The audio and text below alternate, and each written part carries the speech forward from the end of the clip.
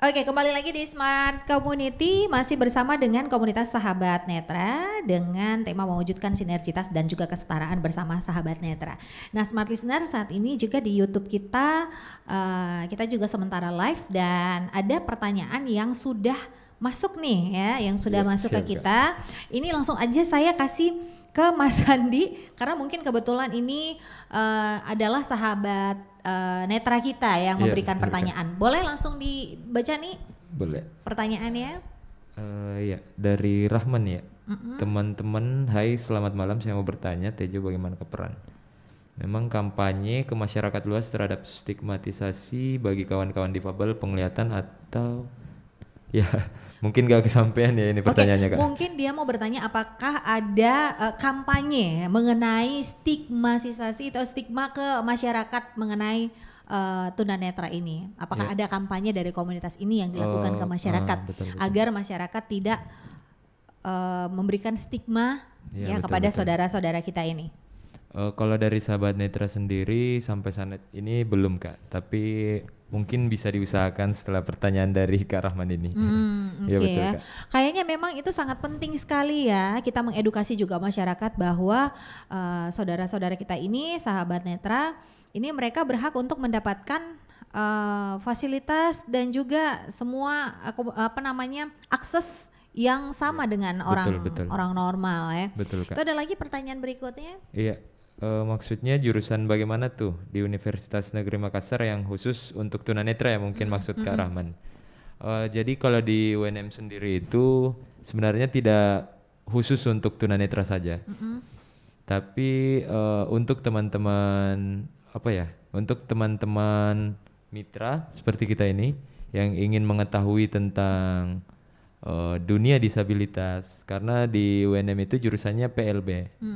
Tapi sekarang berubah jadi PKH. Jurusan PKH, Pendidikan Kebutuhan Khusus. Itu ada juga salah satu dari teman-teman pendampingan sahabat netra yang masuk ke sana. Oke. Dia ini masuk di tahun 2021. Oke, baik. Itu ada satu pertanyaan. Ini kerjasama dari komunitas ini udah bekerja sama dengan pihak mana aja? Selain yayasan tadi? Ya, kalau kerjasama ke ini juga, Kak. Kayaknya ke Unhas juga ada salah satu prof di sana yang menjadi pembina di Sahabat Netra. Karena kebetulan, Kak, salah satu inisiator dari Sahabat Netra, saya sebut namanya saja, Boleh, Kak. boleh.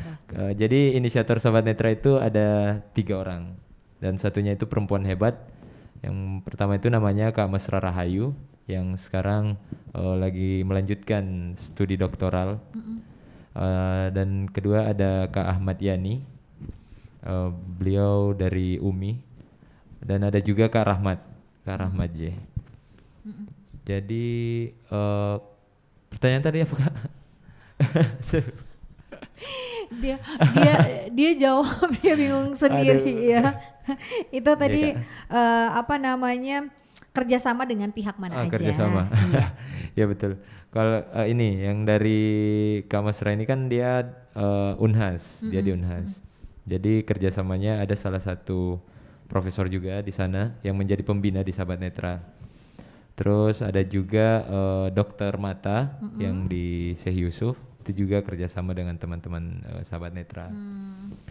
Ada juga komunitas, lembaga Persatuan Tunanetra Indonesia, itu juga bekerja sama dengan teman-teman di Sahabat Netra. Dan kedua yayasan dari penyandang disabilitas netra, ada Yukartuni dan juga Yapti.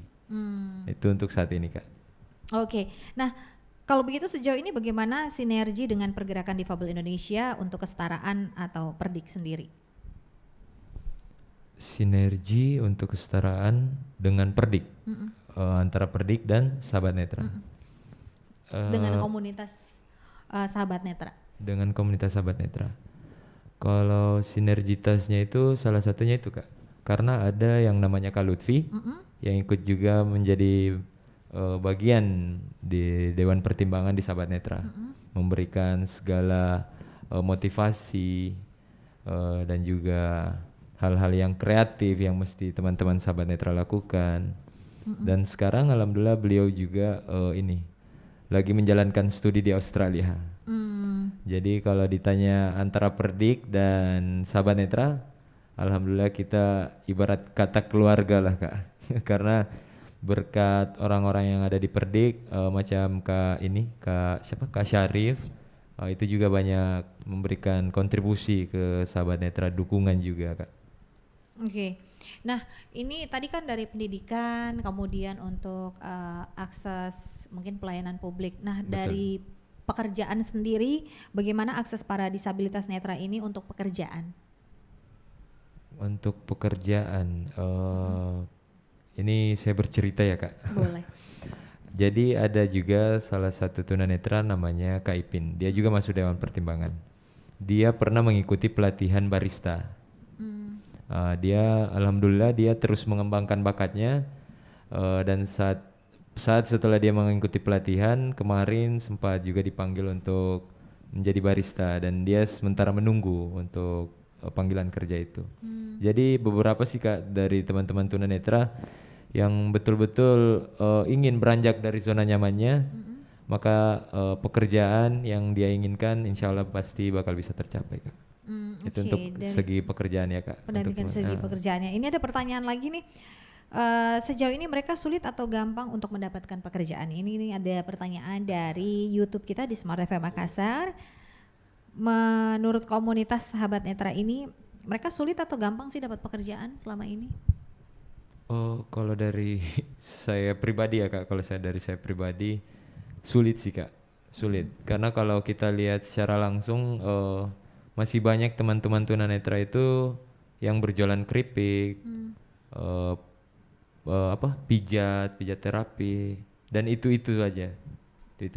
Itu berarti kalau kita lihat dari sisi itu berarti belum ada lapangan kerja yang memang disediakan untuk mereka Kak. Oke, baik. Tadi juga saya sempat bertanya sebelum kita jeda iklan, latar belakang dari Sahabat Netra ini kan tadi sebagian besar banyak nih yang Mas Andi bilang pekerjaannya profesinya adalah tukang pijat. Betul, ya, jualan keripik. Betul. Yang selama ini didampingi kebanyakan mereka profesinya apa? Selain dua tadi itu, ada lagi nggak profesi lain? Kalau yang saya ketahui sampai saat ini hanya itu Kak. Kebanyakan itu ya yang didampingi jual dengan profesi itu ya. Iya betul Kak. Tapi kita enggak ngedampingin jualan keripiknya ya Kak. Iya benar. Maksud saya mereka profesinya gitu. Orang-orang ini profesinya. Oh kebanyakan itu mostly itu ya mereka tukang pijat dan. Tukang pijat. Ada juga yang jualan keripik.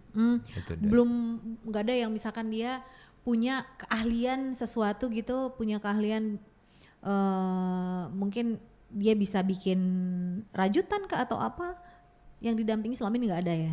Kalau saya sendiri Kak di kepengurusan yang saat ini ya Kak, saya belum pernah lihat yang didampingin rajut itu.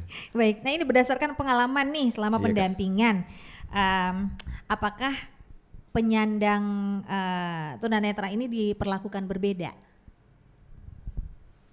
Tergantung lingkup dan orang-orang yang ada di lingkup itu. Maksudnya gimana tuh?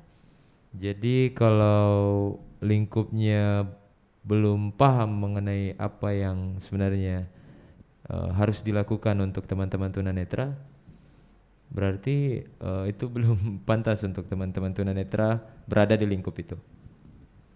Tapi kalau orang-orang yang ada di lingkup itu paham mengenai disabilitas, paham mengenai apa yang harus dilakukan oleh teman-teman tunanetra, berarti itulah yang pantas untuk teman-teman tunanetra itu Kak.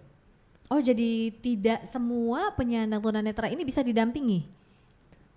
Tergantung, makanya Kak sebenarnya seperti yang tadi Kakak katakan, bahwasanya ketika ada yang berjualan keripik, mereka kadang kita sebagai orang yang melihat mereka berjualan keripik kasihan, padahal tidak semestinya kita kasihan ke mereka Kak.